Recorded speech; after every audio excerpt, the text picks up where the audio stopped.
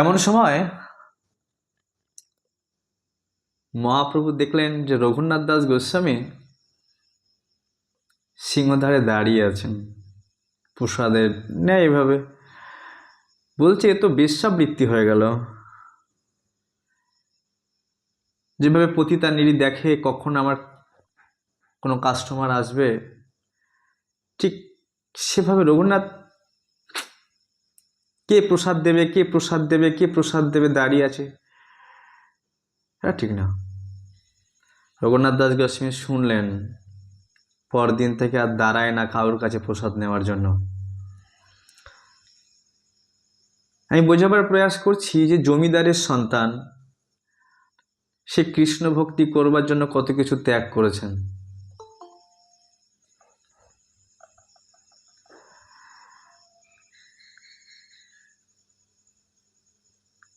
কৃষ্ণ ভক্তি করবার জন্য কত কিছু ত্যাগ করেছেন সে।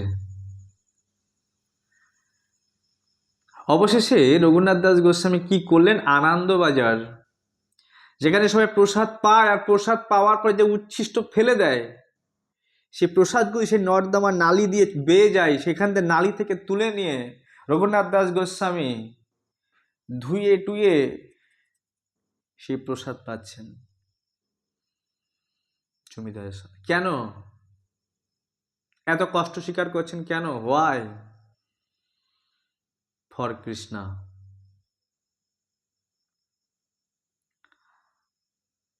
তার এত কষ্ট সহ্য কেন? ফর কৃষ্ণ, কৃষ্ণের জন্য। রূপ গোস্বামী মন্ত্রিত্ব পদ ছেড়ে দিয়েছেন কৃষ্ণের জন্য। সনাতন গোস্বামী মন্ত্রিত্ব পদ ছেড়ে দিয়েছেন ফর কৃষ্ণ। লালাবাবু, জগৎ শেঠ অনেক বড় বড় পদে বসেছিলেন, সব কিছু ছেড়ে দিয়েছে ফর কৃষ্ণ।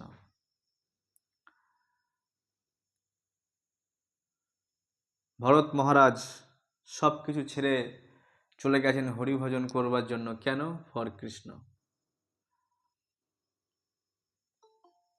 ধ্রুব মহারাজ তার বাবার রাজত্ব ছেড়ে ছোট্ট বয়সেই ঘর ছেড়ে চলে গেছেন। কেন? ফর কৃষ্ণ। রাজা রঘুগণ সৌরাষ্ট্র মানে গুজরাট থেকে গঙ্গাসাগরে আসছেন কৃষ্ণ ভক্তিকে প্রাপ্ত করবার জন্য। কেন? ফর কৃষ্ণ। তাই অনেক বড় বড় পদাধিকারী ব্যক্তি যারা কৃষ্ণকে প্রাপ্ত করবার জন্য, কৃষ্ণকে ভক্তি করবার জন্য ঘর বাড়ি জমিদারি মন্ত্রিত্ব পদকে ত্যাগ করেছেন মহাপ্রভুর বড় বড় ভক্ত। তাই আমরা যে ভক্তি করতে চলেছি সেটা কোনো সাধারণ বিষয় না, এটা অনেক বড় বিষয়। মানুষ অনেক কিছু ছেড়ে ভগবানের চরণটাকে ধরছে। তাই আমাদের অত্যন্ত গাম্ভীর্য সহকারে আমাকে কিছু ছাড়তে হচ্ছে না। আমাকে তো কিছু ছাড়তে হচ্ছে না, আমি ঘরে আছি, না বাড়ি ছাড়তে হচ্ছে, না পরিবার ছাড়তে হচ্ছে, না ঘরে থেকেই কত সুন্দর কৃষ্ণ ভক্তি করার সুযোগ। তাই আমাদের এই সুযোগগুলি নিয়ে ভগবানের প্রতি, ভগবান আপনি আমাকে অনেক কৃপা করেছেন, অনেক অল্প বয়সে তোমাকে জানতে পেরেছি, অনেক অল্প বয়সে আমি গীতা ভাগবতম হরিনাম পেয়েছি, শুধু আমার কৃপাটাকে যাতে কন্টিনিউ আপনার কৃপা আমার প্রতি বর্ষিত হয়, এই প্রার্থনা করা উচিত। তো আমরা শ্রবণ করছিলাম ভগবান প্রসন্ন হয়ে গেছে দেবতাদের প্রতি, বলছে প্রীত অহং, আমি প্রসন্ন হয়ে গেছি, তোমরা এত সুন্দর স্তব পূজা অর্চনা করেছো আমার জন্য। কিন্তু দেবতাগণ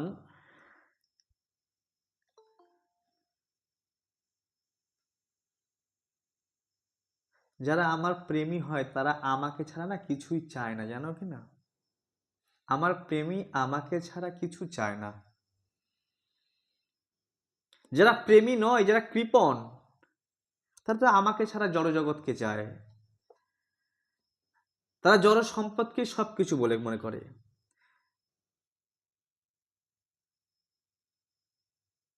ন বেদ কৃপণঃ শ্রেয় আত্মন গুণব্রস্তুদৃক তস্য তানিচ্ছত যচ্ছেদ যদি সোপি তথা বিদ।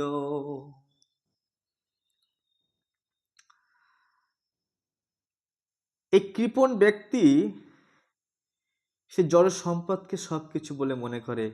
এই জড় সম্পদ, জড় পার্থিব বস্তুকে সে মনে করে তার জীবনের লক্ষ্য।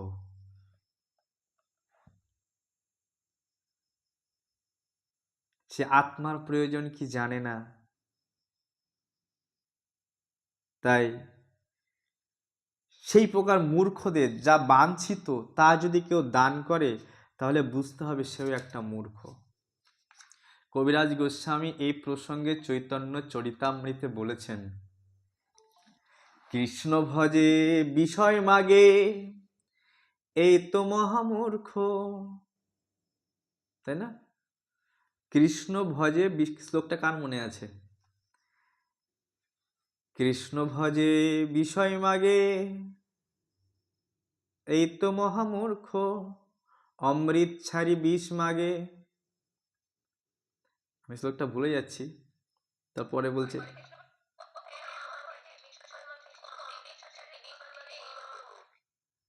হ্যাঁ, আমি বিজ্ঞ এই মূর্খে বিষয় কেনে দিব। আমি মূর্খ, আমি বিজ্ঞ। আরে ও বোঝে না, ও মূর্খ। ও আমার কাছে বিষয় চাইছে, সংসার চাইছে। কেন সংসার কেন দেব তাকে? আমি বিজ্ঞ এই মূর্খে বিষয় কেনে দিব, সচরণামৃত দিয়া বিষয় ভুলাইম। তাই ভগবান সেই কথা বলছে, যদি কোনো মূর্খ ব্যক্তি বিষ চায় তাকে কি আমি বিষ দেব? আমি তো বিজ্ঞ। তাই ভগবান যাকে তাকে বিষয় বিষ হাতে তুলে দেয় না। ভগবান তার সচরণ দিয়ে দেয়, নিজেকে দিয়ে দেয়। কিন্তু ভগবান এখানে সে কথাই বলছে,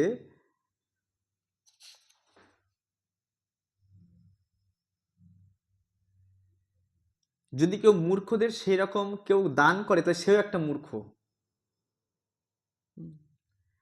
তাই ভগবত ভক্তি সম্বন্ধে যারা পূর্ণরূপে অভিজ্ঞ শুদ্ধ ভক্ত কখনো মূর্খ ব্যক্তিকে জড় সুখভোগের জন্য সকাম কর্মে যুক্ত হওয়ার জন্য শিক্ষা দেন না। এই জগতে কৃষ্ণ ভক্ত ব্যতীত যত শিক্ষা আছে সেই শিক্ষা কি জানেন? কি করে আপনি টাকা পয়সা ইনকাম করবেন, কি করে বউ বাচ্চা নিয়ে ভালো থাকবেন। দেখবেন ইউটিউবটা খুলবেন, কত জ্ঞান, সবাই জ্ঞান দিচ্ছে। আপনি টাকা কি করে রোজগার করবেন, টাকা কি করে জমাবেন, মানে এক্সেট্রা এক্সেট্রা, কত রকমের জ্ঞান। শুধু জ্ঞান দিচ্ছে কি করে বউ বাচ্চা নিয়ে সুখে থাকবো, সংসারে ভালো হব, আয় উন্নতি করব, বিজনেস করুন, এই করুন সেই করুন, নানা রকমের জ্ঞান। এখানে আসুন সিনেমা দেখুন, এখানে আসুন ক্রিকেট খেলা হচ্ছে, এখানে আসো আমার চ্যানেলে আসো, আমার চ্যানেলে ফুটবল খেলা হচ্ছে, তুমি আমার চ্যানেলে আসো, দেখো আমি এখানে ভালো মিডিয়া দেখাচ্ছি, মমতার খবর, মোদির খবর দেখাচ্ছি, তুমি দেখো। এভাবে এই জড় জগতে প্রতিনিয়ত যে জ্ঞান দেওয়া হচ্ছে, তথাকথিত ডিগ্রি, পিএইচডি, যত রকমের যা ডিগ্রি আছে, কি করে আমি এই জগৎকে ভোগ করব, বেশি থেকে বেশি মাত্রায় ভোগ করব। বুঝতে পারছি? তাই ভগবান বলছে, আমার ভক্তরা না কখনো সাধারণ মানুষদেরকে এই জড় সুখী হওয়ার জন্য, জড় বিষয়ে সুখী হওয়ার জন্য কখনো শিক্ষা দেয় না। ভগবান প্রথমে বলেন, আমি তো দিই না। যে সমস্ত মূর্খ ব্যক্তিরা আমার কাছে চায়, আমি কখনো জাগতিক বিষয় দিই না, বিষয় বীজ দিই না। কিন্তু আমার ভক্তরা আমার মতনই। আমার ভক্তরা দেবে না। সকাম কর্মে যুক্ত হওয়ার শিক্ষা দেবে না। সকাম মানে কি? সকাম মানে নিজের কামনা বাসনা পূর্তির জন্য কর্মের শিক্ষা দেবে না। তাকে সেই কর্মে সাহায্য করা তো দূরের কথা, শিক্ষা পর্যন্ত দেবে না। ভগবান উদাহরণ দিচ্ছে, রোগী চাইলেও অভিজ্ঞ ডাক্তার তাকে কখনো অপথ্য খেতে দেবে না। এখন যার ডায়রিয়া হয়েছে আর সে ডাক্তারের কাছে বলছে, ডাক্তারবাবু খুব সুন্দর করে আমার জন্য পিজা পাস্তা সাজিয়ে এনে দেন, ডাক্তারবাবু খুব সুন্দর করে লুচি পকোড়া। সে ডায়রিয়া ভুগছে, স্লাইন চলছে, আর ডাক্তারকে যদি বলে, অভিজ্ঞ ডাক্তার, সে দেবে কখনো? না, এটা খেলে শরীর আরো খারাপ হবে। ঠিক একজন অভিজ্ঞ ভক্ত তিনি এরকম সংসারী যারা ভবরোগে রোগী তাদের কখনো সকাম কর্মে প্রবৃত্ত হওয়ার জন্য পরিচালিত করে না। তারা সর্বক্ষণ কৃষ্ণ ভক্তি করার উপদেশ প্রদান করে। একজন ভক্ত সর্বক্ষণ কৃষ্ণ ভক্তি করার উপদেশ করে।